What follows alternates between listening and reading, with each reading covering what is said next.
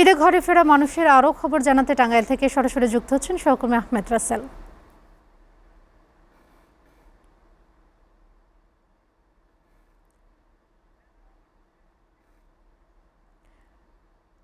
রাসেল, মহাসড়কে আজকে কোনো যানজট আছে?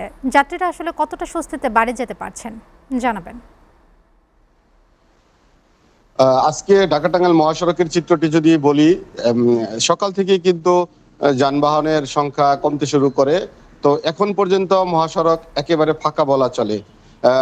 মূলত গত 4 দিনে বিশেষ করে এই ঈদ যাত্রার সময়তে যেখানে 1 মিনিটে 100টির বেশি গাড়ি চলাচল করছে, সেখানে কিন্তু 1 মিনিটে 2 থেকে 3টি গাড়ি আমরা মহাসড়কে এখন দেখতে পাচ্ছি।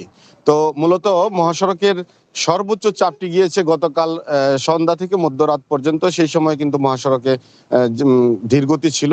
তবে এখন যে মহাসড়কটি দেখতে পাচ্ছেন সেটি একেবারে যানজট শূন্য, গাড়ি শূন্য, গাড়ি নেই বললেই চলে। তো একটি তথ্য জানিয়ে রাখি যে এই ঈদ যাত্রায় যমুনা সেতু ধরে উত্তরবঙ্গের দিকে কিন্তু প্রায় 2 লক্ষেরও বেশি যানবাহন চলাচল করেছে। সেই ক্ষেত্রে 2 লক্ষ যানবাহন থেকে টোল আদায় হয়েছে প্রায় 13.5 কোটি টাকা। তো যেটি স্বাভাবিক সময়ের চেয়ে অন্যান্য ঈদ যাত্রার চেয়ে সংখ্যায় অনেক বেশি। তবে সকাল থেকে ঢাকা টাঙ্গাইল মহাসড়কে কোথাও কোনো যানজট ছিল না। এখন পর্যন্ত একেবারে মহাসড়কটি ফাঁকা, এটা বলাই যায়। তবে একটি তথ্য জানিয়ে রাখি যে এই ঢাকা টাঙ্গাইল মহাসড়কে যানজট নিরসনে প্রশাসনের পক্ষ থেকে 6 শতাধিক পুলিশ সদস্য কাজ করেছে। আমি যে স্থানটিতে দাঁড়িয়ে আছি এটি অতি ব্যস্ততম একটি বাইপাস, ঢাকা টাঙ্গাইল মহাসড়কের আশিকপুর বাইপাস।